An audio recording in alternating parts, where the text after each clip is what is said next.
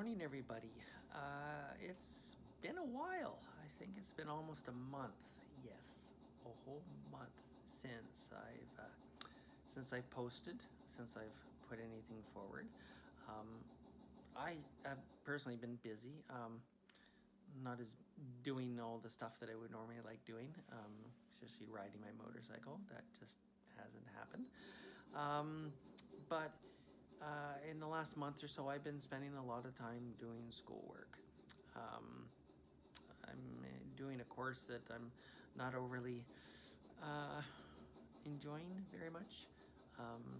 Not a big fan of the instruction style, the teaching style, and the topic, the content doesn't really match up with what the original description of the course was when I decided to include it as part of my degree program. So anyways, I'm working, and that's kind of been my focus.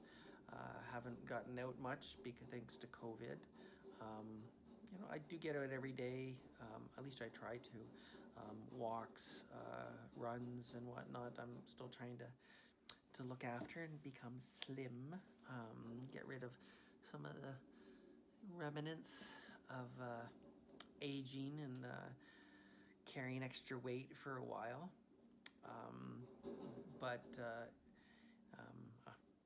also apologize for the noise in the background. They've been doing some construction. They're building a new set of condos outside of my condo. And seems that when they were doing all the work during the summer, when I would normally spend my days, like I could escape into the real world on my motorcycle and be alone. I don't really have the same kind of escapes here in the winter.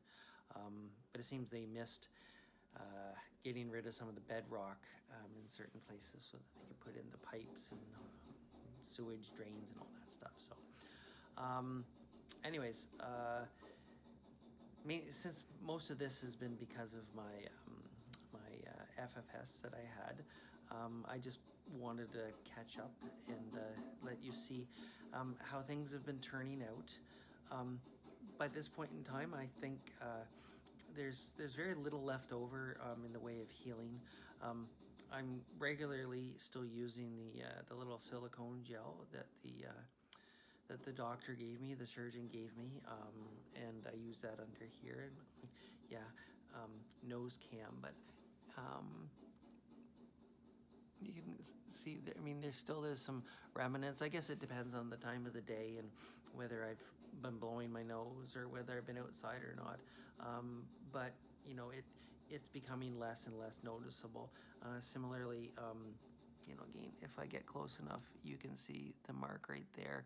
If I actually press on it, I can actually feel, unlike the other spots, this one I can feel kind of an adhesion underneath, which is probably why, which is linked to the surface, which puts tension on that little piece of skin, which means that it'll probably never go away.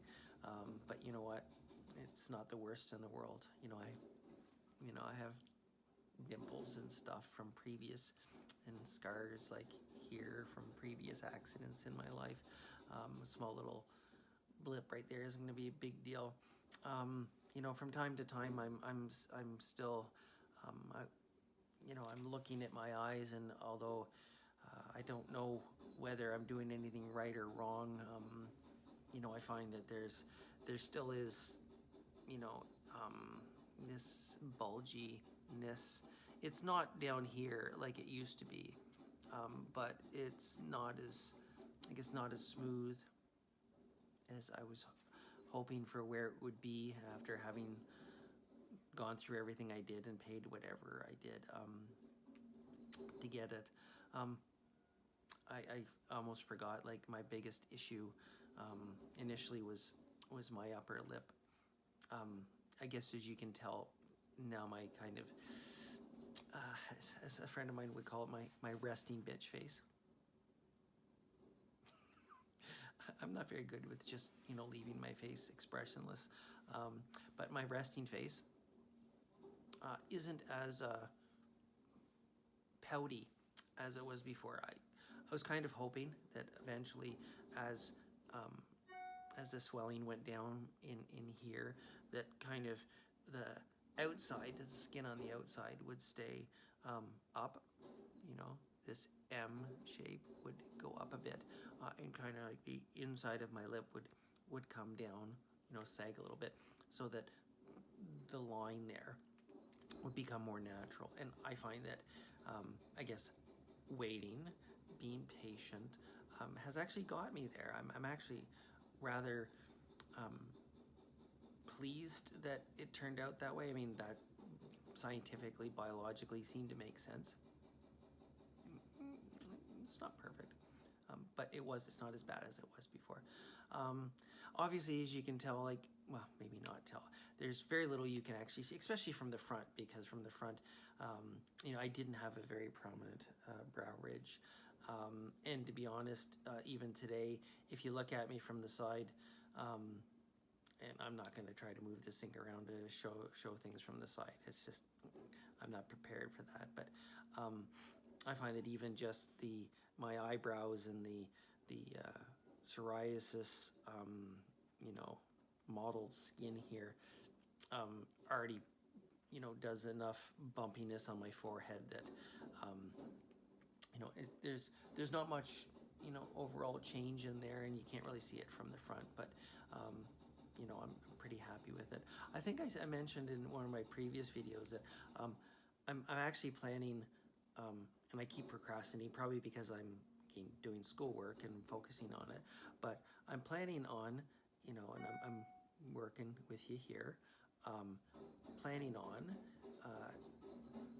trying to get real bangs, as in not having these things that kind of wave over, because there's always going to be, if I let these things hang straight down, yeah, it's halfway down my nose. But in the old days, maybe I will pull up an earlier photo of me back when I first started transitioning, and I was wearing a wig. And as I said, you can kind of see that if I can get appropriate, and again, we have to, work with a hairdresser and whatnot, but if I can actually get appropriate bangs that actually cover here,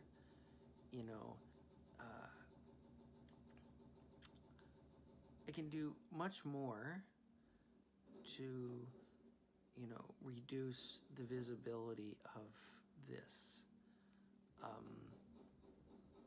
side of my forehead. And, I won't be pulling my, because here we go, there. This is, typical for me, pulling this back, which guess what it does? Bing! It's like a target. If there's somebody trying to take a headshot, a sniper out for me because of all the secrets I have going on in my head, there's your aiming point. It's so easy to see. But if I can kind of cover that up, but I'm probably going to do that once I'm finished this course, sometime between, the next weekend, not this coming one, next weekend, which will be after my birthday, after I turn 51. And Christmas, so maybe for Christmas pictures, if I have any whatsoever, could actually have a nice looking haircut, and not so much of a forehead being shown. But as I said, it's getting used to things. A lot of people have said that my features are softer. That's nice. As I said, I'm me. I still look and I see differences from before. I still look at how much extra weight that I have, and as I said, these kind of things. It's not like it's full, but the thing is whether the more weight I lose, the more of this that I'm going to end up keeping, or it can become more prominent. It may end up.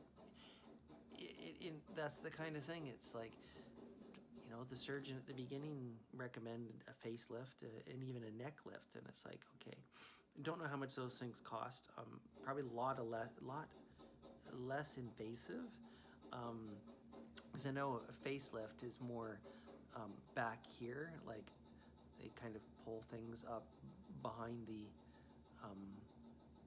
behind the ear, which would help under my eyes and whatnot. And you kind of imagine what the face would look, with a facelift and a neck lift and whatnot. Especially if I can get my weight down and keep it down. I just dropped back below, and I say that back because I've been there a few times in my life. I was prior to my bottom surgery. I dropped below 190, so I was down like 189 yesterday. So I'm still trying. But anyways, I know I'm a bit all over the place, but as you can probably tell, this is nowhere near like the pictures that I had almost 2 months ago, with bruises on my face and still having, scabs in my head. I mean, even, and here we are, even the scar across the top is becoming less noticeable.